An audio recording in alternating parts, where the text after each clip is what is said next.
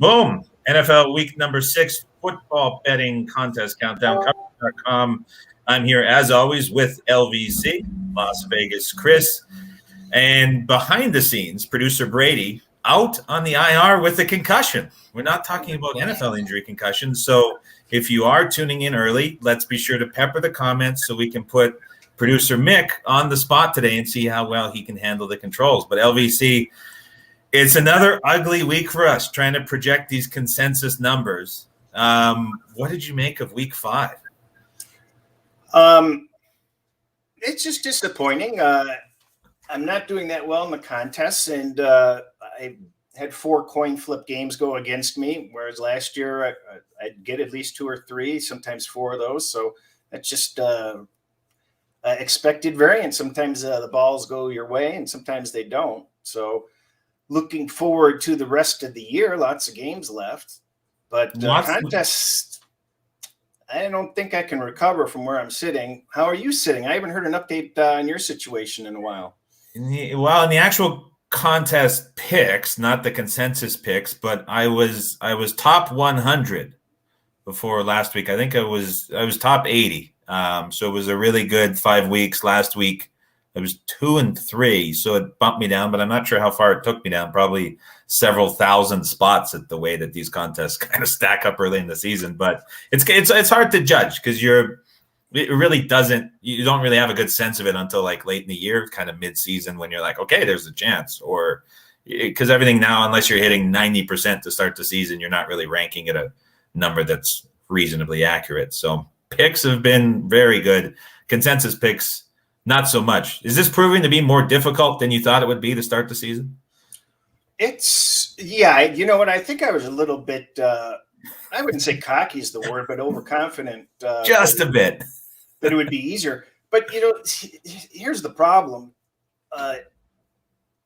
Trying to get these accurately when they're released on a Thursday, there's a lot of info and a lot of insight, before we're actually putting our picks in. I mean, I'm changing I would change a lot between now and Saturday on what I think the picks would be. And I'm not really doing well on Saturdays either, frankly, but it's still early, and that's going to change. I think it's going to change. It's an interesting spot because I went back and I've been looking at the historical results, who's picking what each week, what games stand out. Is there a correlation to numbers? Is anything? And it's so widespread, and there's not really a match between the contest consensus and what you typically see from public consensus sites or public consensus tweets. It's all of that stuff that we see on Twitter, for the most part, is kind of like junk. It'll represent sort of the worst of the worst when it comes to betting. And I'm talking about the general consensus numbers from a book. Those are usually influenced by very uneducated wagers. With the contest, it's there's a level above it where it seems almost the most popular handicapping angles of the week are done. Because I think there's a level of research being done by the majority of folks in the contest that elevated above that, but yet we still see when there's a really popular side that stands out, it makes it into the top 5. So it's a weird mindset to think about when you're trying to figure these top 5 out. You kind of sense the same? Yeah, it's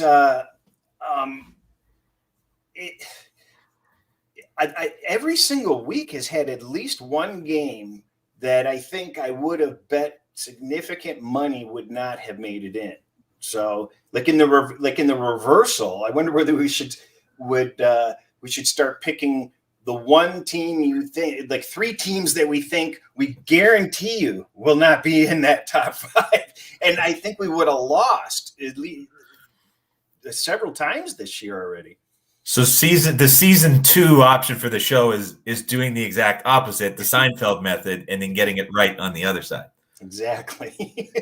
So with all that said, shifting to week 6, rather than going into that side of things, but let's try keep it consistent and see if we can actually get some of these right. When you're looking at week 6, is there anything obvious that stands out? Numbers from Circa now on the bottom of the screen here. Those are released and available.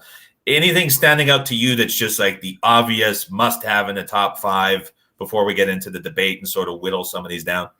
Well, comically, I forgot to actually look at the lines until now. I just put them up. That's the good point. That's what what we want to do. It's a live reaction show. We've had 30 seconds to look at these numbers before they're up on the ticker. But just in general, then, like from a handicapping side, anything really stand out to you in terms of popularity, or just a side you think is going to get selected a ton here as we go? I think the immediate ones that stand out would probably be the Lions, possibly the Jaguars, the Browns. Wow. The Lions. Let's start there. 3.5 is the current market number for the Detroit Lions. We're also seeing that in the contest. You think that we're going to get that much appreciation for the Lions 3.5 at home? You know what? There's a groundswell underneath these Lions. It's you heard Drew Brees tweeting or texting Campbell. Mainstream new media is talking about the Lions. Campbell's crying. There's a poll that I just tweeted out whether to Lions fans, do you support is Campbell doing a good job? And it's like 96-4 in his favor. There's just something about the Lions and the heartbreaking ways that they've lost. First time in NFL history, consecutive games with time running out with 50-yard plus field goals to lose. So everybody sees the effort that they make, and that there's no quit in them. And I just think people think that they're due. It's sort of a bad spot for the Bengals after that heartbreaking loss. And it just seems like they could gravitate that way. They just think, that extra half point matters at home. Can I go devil's advocate here for a second? Sure. So against the 49ers, talking about this heart in Campbell, right? We all saw the speech. It was great. He was crying, phenomenal. Football guy, shedding tears. Boy, we love him. We hated him 5 weeks ago, but now he's just a genius because he cried on TV. Now, okay, but being seriously. So the 49ers in week 1 were up 41-17, right? So that was ugly for Detroit. But the Lions come back and we're like, wow, they have heart. Against the Packers, the Lions, they had the halftime lead. It was tied at halftime. They had the halftime lead, get throttled in the second half, right? And then against the Ravens, like, what did Baltimore drop for touchdown passes? 3 of them, 4 of them? Like, that should have been, in every right, a 3-4 score win for the Ravens, right? And then against the Bears, who nobody thinks is good, their defense is coming around, but that was Justin Fields, his debut. Like, nobody's rating the Bears highly. Lions get throttled, albeit they had opportunities inside the 10-yard line. They couldn't convert, so we'll give them that. But then last week again, like against Minnesota, the Vikings squandered away so many different opportunities that made that score look a heck of a lot closer than it was. Like, I feel like there's kind of a big divide here on the Lions between what's really happening, which is a team that's gaining a large percentage of their yardage late in the game when it's out of control and getting a lot of breaks, versus like kind of what we're seeing on the surface level. It kind of reminds me of the way I shoot pool against better players sometimes. You wait for them to run a few balls off the table, then you heat up because there's space. Well, you just muck things up so much sometimes, and you frustrate the other team, or you give them complacency, and then all of a sudden you see an opening and you just run with it. So I don't think San Francisco's as good as we thought they were. But they were up 30. Yeah, but the Lions were in position to win every one of those games at one point, some way, somehow. Well, I don't know about the Niners game. Like, down 30 is never a position to win. Well, they're driving in their territory, trying to tie the game in the final minute. They've got a shot. All right. So I'm not saying we're not putting this in the top five, but we've spent 7 minutes debating the Lions, which I don't think anybody expected us to start the show with. Can we put this on the side and circle back to it? Yeah, I just gave you my initial, gut wrenches, gut checks as requested. So The way we've been going, the initial gut may be the right way to approach this. I didn't see that coming. So I will say I am caught off guard. And as the host, I am supposed to support the co-host. But no, that no, one, no, we that should one really argue more. blindsided me. But just looking at the other side, who wants to lay 3.5 on the road? The Bengals are getting some respect, but they're sloppy. Nobody respects the coach. They find a way to just keep these games close, and that's what people understand. I don't think people are going to be, standing in line to lay 3.5 in this game. That's my only point. I don't even have a horse in this race. The Bengals were half a yard away from being down 21-0 at halftime against the Jags on primetime 2 weeks ago, which is astonishing, really. So I'll definitely agree with you on that. So let's keep the Lions on the side for a second. Can I throw, let's call it, 4 pretty, in my opinion, obvious fringe top fives at you, and you tell me which one stands out the most? Fire. Rams, Chiefs, Cowboys, Bills. Any of those 4 stand out to you? Rams, Chiefs, Cowboys, Bills.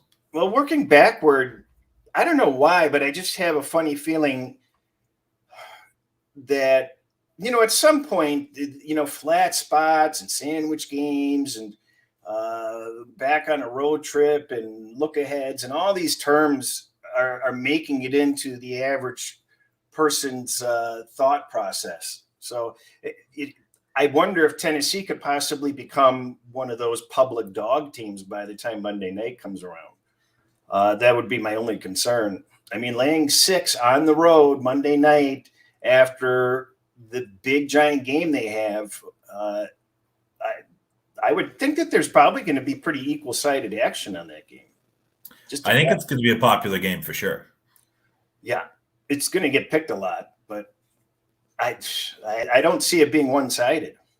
Yeah, because we're going to get to people who saw what the Bills have done through 5 weeks. You'll see them top in net yards per play. You'll see them top in net success rate, dominating all the statistical categories. Offensively, they look great. Their defense, very strong as well against the Titans team that's been relatively disappointing. But I think people are going to be riding that Buffalo wave. But then there's going to be, like you said, a handful of other people that said the Bills just won their huge game in a similar way that Baltimore did in week 2. Ravens go on the road against the Lions we just talked about. And although it should have been a much bigger win, they win by 2 on the 66-yarder. There's that sort of natural letdown spot. But also, folks might look at this for Tennessee and say, well, these 2 teams played at this time last year. Same situation. The Bills closed 3. Now they're up to 6. It's a pretty significant move, especially considering the Titans get back both Brown and Julio in all likelihood for the first time in a couple of weeks since they've really started struggling. So that might play into it a little bit too. The other 3, Rams, Cowboys, Chiefs, all road favorites. Rams game has injuries. Chiefs, we've seen them in a similar spot against the Eagles just a couple weeks ago. And then we're looking at a bit of a unusual situation, I guess, where the Cowboys laying couple points on the road, but a very interesting line from some relative games that we've seen. But the Cowboys 3.5-point road favorites. Any of those 3 jump out to you? Yeah, I think people are going to like the Patriots. I think they're having a hard time really coming to terms with the fact that the Cowboys should be laying more than a field goal on the road in New England. So I think that's going to be a popular consideration for people. That's that extra. Getting back to the Bills, the difference between the 5.5 and 6 on that game is going to change a lot of people's minds also. So that's absolutely, that dilutes the Bills' interest. When you look at the betting numbers, and that's the problem with consensus numbers is you don't know, well, what percentage was that at 4.5, 5, 5.5, 6. So Bills have, received most of the betting, but I don't think they're going to get most of the betting at 6 anymore. So no, absolutely not. But Patriots, I think, is going to be popular. I really do. I think at 3.5 as well. Yeah. So you think the fact that it's come back off of the 4 isn't going to deter people away? No, because I think it's going to hit 3. It's already 3 some places. It is going to come back down for sure. I don't know if it'll be a contest play, but it's a game that I've already been on earlier in the week at a better number than 3.5. I get the impression that you may or may not have, but you're a vault when it comes to the wagers in which you have placed, so I'm not going to pry. KC and the Rams, either of those 2 road favorites stand out to you as a potential top 5? Who you would. Is that a fur ball or what was going on there? No, it's. I just don't know what people are thinking, because you've got 2 teams that had high expectations by the majority of people, and they're both on the downhill slide. So do they even want to? I mean, are both of these teams making people sick where they just want to say, I don't even want to deal with these teams? Or are people going to come in and say, Kansas City's going to get down to business after that beatdown? So I don't think at 6.5, Washington's going to get a lot of play. I think no play on Washington. No. So, I mean, if that had been 7, it would have been, I think you would have had a lot of Washington people, but I don't think people are going to be interested in that Washington. So depending on how many people play the game, I think it's one of those games that's going to be one-sided. Kansas City. Do enough people play the game to make it into the top 5? I'm going to put producer Mick on the spot behind the scenes here. In week 4, the Chiefs were on the road at the Eagles after their loss to the Chargers, right? And that was the divisional loss. We all looked at it as like that potential spot where they get back at it. They opened 5.5, got bet up to 7.5. And I'm pretty confident that in week 4, the Chiefs made the top 5. And I'm quite sure that both of us selected it. But I'd be curious to see, because from a market perspective, this 6.5 is essentially, we're looking at the same number as when the contest lines were out against the Eagles. That game closed 7.5. But it now comes down to it, like, how do you rate the Eagles versus the football team? I think most folks are going to have that pretty close, maybe give the edge to Washington slightly. So they're going to look at this number, and I think it's going to be treated kind of the same way in general for how that is. You're nodding your head. You might go the other way where the Eagles are better than Washington. But it's exactly it, right? So it's either way, we're looking at the same number. It's probably going to get treated the same, but I don't remember off the top of my head if that was a top 5. I'm pretty sure it was, but we'll circle back. But I think I'm leaning with you that Washington's not getting a lot of play, and it's probably KC, if anything, in this game that might make the top 5. Yeah, and the more I think about it, I think it's going to be easy for people to remember that this Washington defense is such garbage. That I think they're going to. I think Kansas City is actually a strong consideration to be selected on this, just because it's going to be so one-sided. Okay, so let me chuck one out at you that I think we both can agree. We haven't confirmed this, so I'm just assuming, but I get the impression that we're both looking at a team on the board, and we're pretty sure it's a smaller point spread that ultimately I think both of us are going to agree are going to make the top 5, and that would be Cleveland Browns. Am I right or wrong? Yep, I think the Browns are going to be pretty popular here. And this goes back to that sign, that like level above, right, where it becomes not necessarily a situation of just a lot of people in general loving the team, but when you get down into the handicap and do sort of that first level of work, I feel like of all the teams on the board, Cleveland really jumps out. Is that fair?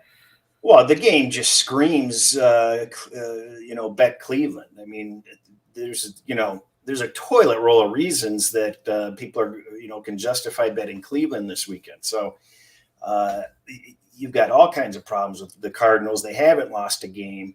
They supposedly give up rushing yards by the bushel. It's supposed to be crappy weather, high winds. Browns off a nasty loss. Go on and on, getting healthier. I mean, why isn't this line, over 4 yet? Is what most people are probably thinking. And every other team that's played Arizona this season has run very well on Arizona. And what does Cleveland do well? They run the football. So you think if there's weather, if there's wind, you're not going to be able to pass. Who does that benefit? Probably the Browns. So yeah, and you've got a banged up shoulder again with Murray. Yep, and issues on the defensive line. So we're looking at Cleveland -3. Fair to say that's in our top 5? Yep. Okay. Interesting game of the week from a handicapping perspective. The Raiders on the road at the Denver Broncos. John Gruden departs in the middle of Monday Night Football, sends the market into a fury. We know that the very popular angle of betting the team with the head coach who leaves the immediate week after is something that goes back. You're still young, so it probably goes back before your time in handicapping popularity. But I remember it from way back when I first got going that it was already popular way back when. So that's as popular of an angle as there is. I would argue that the importance of Gruden to the offensive system, and especially Derek Carr and how integrated he was with the week-to-week game planning and play calling, is actually going to be detrimental in the short term going against it. And I think that's sort of a popular debate. Where do you stand on this? And do you think that this game is divisive enough and popular enough to get into the top 5? You know what I'd like to do is I'd like to run I've got to ask somebody for the numbers on the selections on 3 games line 3.5. I think that would be a good thing to know. I'm going to try to do that. Somebody's got that data. What's your impression? Well, I would think that nobody wants to lay 3.5. I mean, it took me years of playing contests and, playing with my own thought processes to basically learn to suck it up and lay 3.5.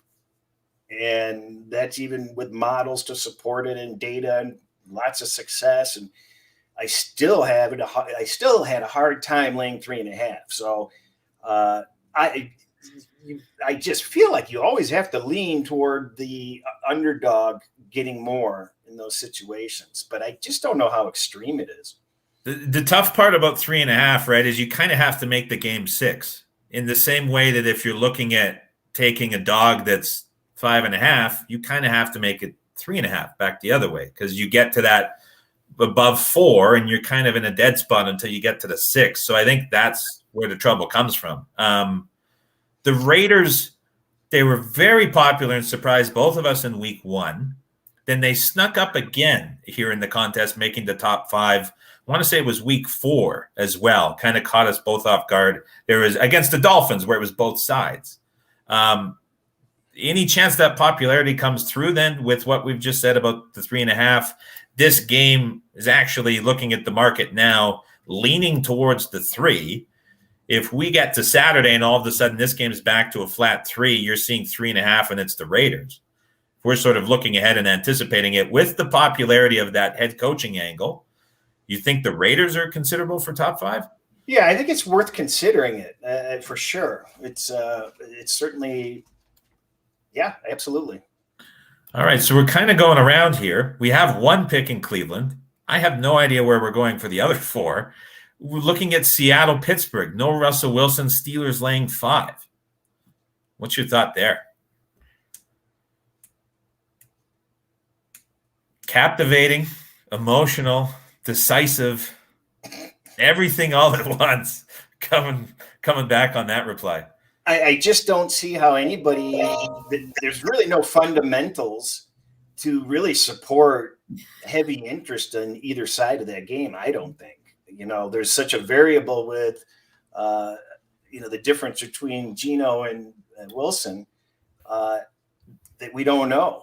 And, there's going to be a lot of people that saw Geno actually finished that game very well. That last interception wasn't his fault, and think, well, maybe he can do it, and then there's going to be other people that, hey, there's signs of life. The paddles worked on the Steelers.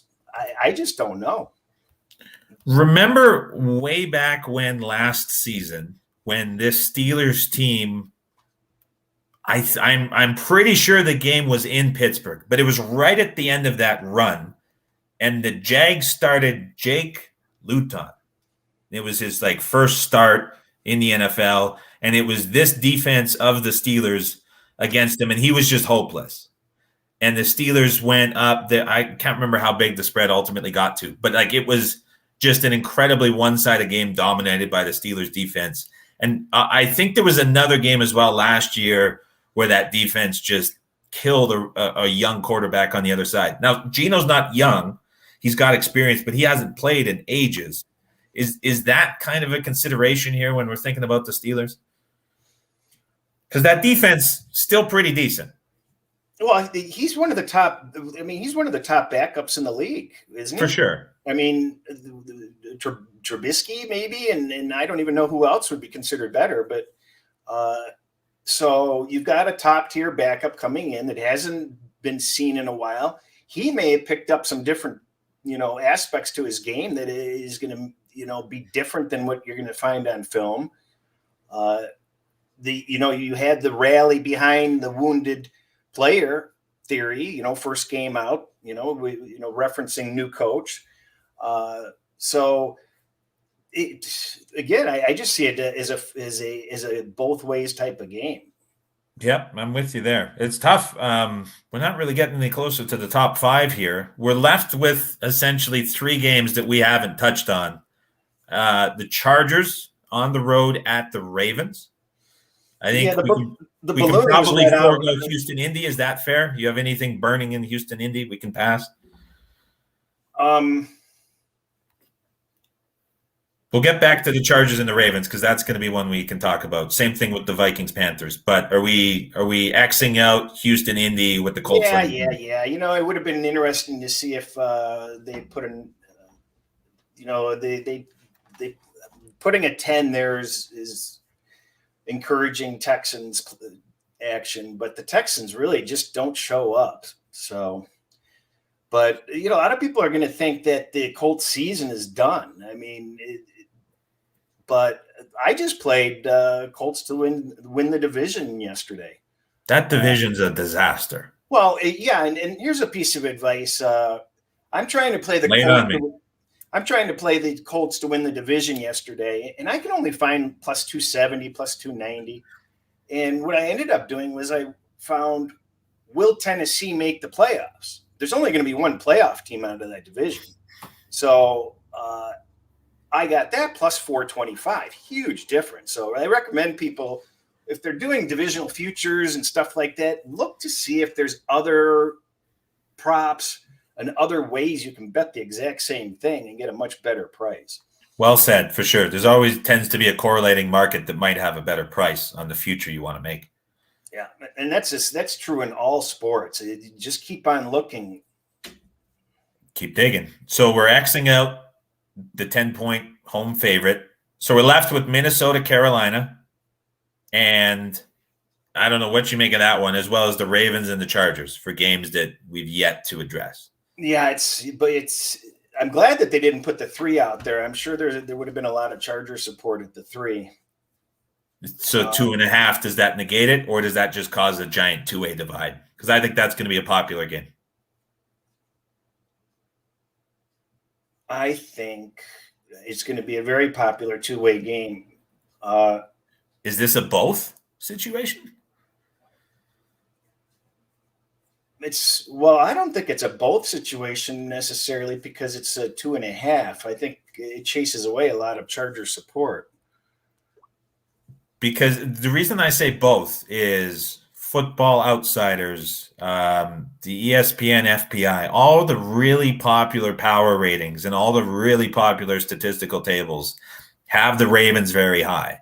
And it was, of course, Monday Night Football. We saw Lamar and this passing game for the second week in a row look really dangerous. And that's scary if that keeps working, because when you have to defend that team both ways, that's a nightmare for defensive coordinators.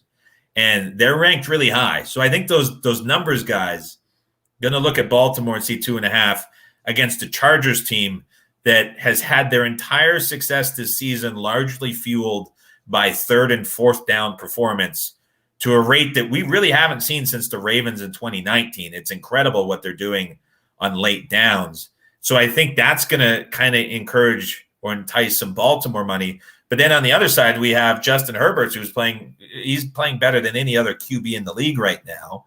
And you're getting the Chargers at 2.5 against a Ravens team that I think people will look at and say, got really lucky against the Lions, got really lucky against the Chiefs, got really lucky against the Colts. I think it's a very divisive game. It is. And the Chargers are getting real support because this line didn't dip. The line doesn't dip under 3 very easily. It takes a fair amount of money to move it off to 3, even in the middle of the week. And the fact that it's sitting there at 2.5 tells you that there's a hell of a lot of Charger support. But I still lean, if I have to pick, I'd say the Ravens are going to get more votes in this. So it's a matter of how many people are going to support the Ravens. I just don't see the Chargers getting more contest picks than the Ravens with that 2.5 like that. Last one for us, the Minnesota Vikings on the road at the Carolina Panthers. A game we talked about for about 15 minutes before coming on the air. Now that we're on the air, we can't say a lot of things we were saying off the air. But in terms of the contest perspective, what do you see happening with this game? Just a 1-point spread. I know you love these small favorites when talking about the contest, essentially picking the winner, as we've touched on. What do you see here? Yeah, and we see a little blip live on air. Westgate just moved up to 2 on Minnesota. So if that line, who did that? If that line continues to climb, then the Vikings will. If there's any indication that McCaffrey doesn't look good to go, and realistically, they were much more optimistic last week than they are this week. They're basically just telling you all week long. And maybe that's a ploy. Maybe it's not. I don't know. But it just seems like it's a ploy or that it's not a ploy, that he's going to need another week. And if Cook's good to go, I think the general perception is Minnesota's a much better team here. And quite frankly, I think they have a shot at winning their division still if they can snag this game. Vikings injury report looking a lot more promising as well. Yeah. Jefferson, DNP yesterday. I believe he's going to be a DNP today, but he came out in, I don't know if it was Twitter or he announced it somewhere, that even though he's not practicing, he's fine. He's resting. They have the bye week after. He's going to play. Similar situation for Thielen. As you mentioned, Cook, very much likely to be on the field. So that's a big difference for Minnesota based on where they were yesterday. We know sort of why this line moved through the 0. The contest obviously reflects that. As you mentioned, it's now tipping a little bit higher. So you're thinking Minnesota at 1, maybe worthy of a top 5 here? Well, now it's 2.5. So you've got to lean that way. Did some McCaffrey news come out on we weren't paying attention to? Oh, I can only do so many things. So we're good with Minnesota -1. Is that right? Yeah. Jordan Pagel in the comments, I think Minnesota -1 could be one. I think the opinion of Carolina isn't very high as is, and then they just lost to Philadelphia. Minnesota just has to win the game, essentially, like we were saying with the short point spread.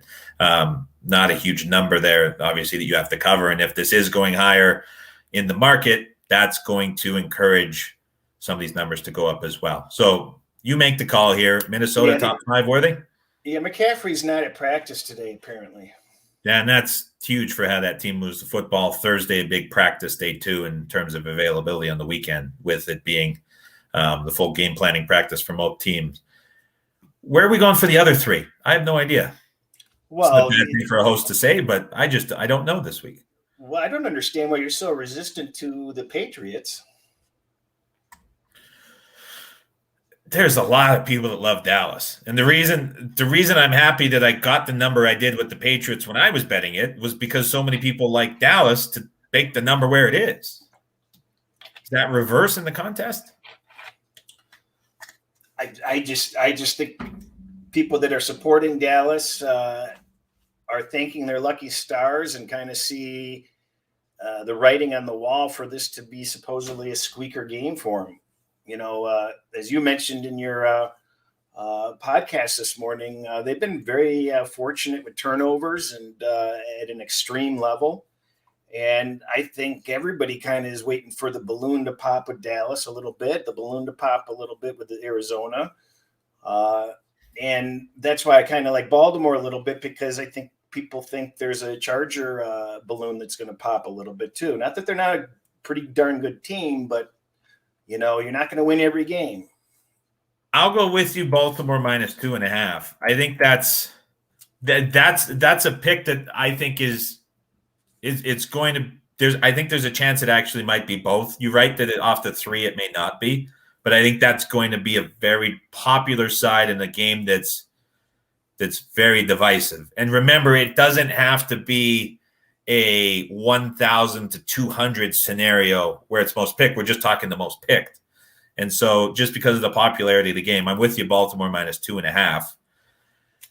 New England, let's put that on the side for a second. We're also putting Detroit +3.5 on the side. I think that New England game, that'll be much more popular, the New England-Dallas game, than Detroit-Cincinnati. I totally agree that Detroit at 3.5 looks pretty enticing, but I don't know if it's going to get the 1,000 picks needed, or 1,000 people are going to go to Detroit. I could see 1,000 going to the Dallas-New England game. Well, you do it by process of elimination. It's not going to be – we have fewer games to pick from this year or this week. Down with the bye week for sure, and that's not making this. So we know it's not going to be the Thursday game, so that leaves us 13 remaining games. Yep, and we have 2 remaining spots now that we have Cleveland, Minnesota, and Baltimore in the top 3. Yeah. You like New England that much? Yeah, because that should be a 3 by later today or tomorrow anyway. So it's going to come down. You're right. Okay, so who's the 5th in all of this? Packers? The Packers do get a lot of support. 4.5 on the road at Chicago? And that might slide up to 6. If it's going to go, it's definitely going to move for sure. It'll get up to that 6. Well, somebody moved it this morning. They only moved to 5 though. Yep, wasn't a huge move. 4.5 could be 6 by kickoff. Is there any? Mack is on the injury report. Hicks is on the injury report. We know how much of a difference that makes to the defense. Rodgers, tons of familiarity with the defense for the Bears that is playing well. Could that be the 5th? I like the Lions and Kansas City in that order to fill out the last one. The Lions and KC. So Lions, Cincinnati, KC, Philadelphia. In total, between both of the teams, which is going to be the more popular game pick-wise? I think they're probably dead even. That's a great answer to come back with. They both fit that exact same category, even though one's a non-divisional game, but it just seems like they're equal interest. Well, I would say that off of the Sunday night performance and with the past precedents against the Eagles at the same number, I think KC edges out Detroit in popularity. Because you have that kind of that building up is like, is this going to happen again? When does it come through? And you have now, arguably, while it is the most inexperienced quarterback that KC has faced this season, so if their defense is going to do something, this is it. Yeah, I'm good with that. I thought you were looking at Packers Bears. That's why I pointed out all 3 of those games are equal attention as far as I'm concerned. So let me read them back to you. Cleveland -3. I think we feel pretty good about that one. Minnesota -1. And as we're talking, we're now at 2.5 everywhere on the board. So that was hit. So that's now 2.5. So I think we feel good about that one. Baltimore 2.5. I think that's a spot where it ends up being a very popular game. So that's okay. New England, Kansas City, last 2 of the 5. as with every week, once we get to the end of it, it sounds pretty good, but we'll see what the results ultimately entail. I was able to take the lead 3-2 on our head-to-head contest. You went first last week. So now with the lead, I'm leading off on a 3-week win streak. This is a tough one because I think I'll go lower down here. As tempted as I am to go with Cleveland in this, I think I'm going to go KC at 6.5 as my most selected. That's, as I say that out loud, it's a bad pick, but it's already submitted. What's your highest pick this week? Now I see why you were so resistant against that. No, I wasn't setting this up. I swear. Because I didn't notice a 72% on Dallas. That's a huge number. So I'll go with I think you gave me a layup with Cleveland. So, yeah, I think I did too. I gave you a layup 2 weeks ago. You did. We're even it up. Yeah, I think you're right. So your most picked will be Cleveland -3. I'm going KC 6.5. Last order of business. Most selected for Survivor. We've been pretty good with these all season. Who's the top Survivor pick? And if anyone's listening and hanging around, feel free to get your most selected Survivor prediction in for week number 6. LVC, who's the top choice in Survivor? Well, anybody that hasn't used the Colts. Pretty obvious, I think, that's probably the one that's going to get burned. We're seeing that a lot against the Texans as well. I think there's a wave of people that are just opposing the team. If we go down to sort of second most popular, the Rams with the Giants and all those injuries kind of stands out. But is there another one of those sort of mid-tier teams? I feel like people maybe not wanting to burn the Rams in that spot. But are there any of like the 5s or the 6s that stand out to you as potentially popular? Not really. Not really. Not going to see a situation where people are potentially burning like a Pittsburgh against Seattle. Well, I went out on Pittsburgh, so people that like Pittsburgh are already out. Right. There's that spot earlier. You know what? This is one of those weeks where you really just have to hope you had the Colts. I mean, you don't want to be laying the Rams. I mean, you don't like to. People generally don't like to lay the road teams. How about last week in Survivor with all of those late comebacks and how much of the pool those represented? I believe, if I'm not mistaken, it was north of 60% were on those late comebacks. If you combine everything, was that right? I didn't notice. I'm trying to tune it out as much as I can. I sense a bitter undertone there coming from the Survivor side from you this year. I'm so angry at the guy that talked me into Pittsburgh instead of the Bears week 2 that I have a bad taste in my mouth about it. Do you want to publicly drop his name here in front of a few thousand users so it really gets out there? Yeah, it was me. I talked myself into it. Set you up for that one. Idiot. All righty. So I think, yeah, you're right that it's pretty clear we're going to get Colts as the most selected. Depending where that Rams number ultimately settles, I think they're going to be very popular too. But another pretty easy week to identify that top Survivor pick. Again, our top 5 consensus, almost praying at this point that we get more than 3. Cleveland, Minnesota, Baltimore, New England, Kansas City. Do we make a last minute change? I'm sensing regret now that you saw that Cowboys number. No, last chance. I've got other. No. I mean, right. We're locked in with the top 5. If you with the Lions, go for it. No, thank you. Okay. We're locked in with the top 5. Hopefully we catch more than 3 of them this week. That'll do it for us in week 6. Good luck to everybody in your contest plays this week, and we'll see you back here next Thursday, 10 a.m. Pacific time. Enjoy the games this week.